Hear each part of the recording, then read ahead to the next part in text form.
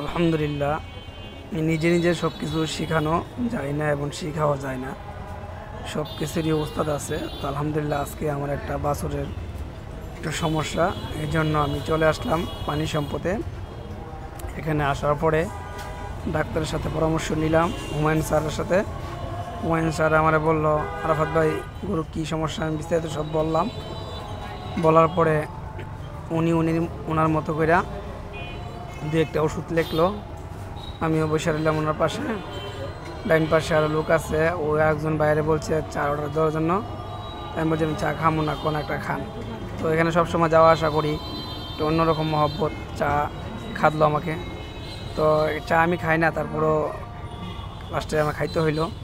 তো এই যে মহব্বত, সব কিছু করার আগে আপনার শিখতে হবে, জানতে হবে, লোকজনের সাথে আপনার পরিচয় থাকতে হবে এবং ভালোবাসা থাকতে হবে। তাহলে আপনি সব কিছুতেই কিছু না কিছু করতে পারবেন এবং আন্তরিক একটা ভালোবাসা পাইবেন। এই জন্য পানি সম্পদে আসলাম। আপনার দোয়া করবেন আমার গরুগুলো সুস্থ থাকে, এই বলে শেষ করলাম। আসসালামু আলাইকুম।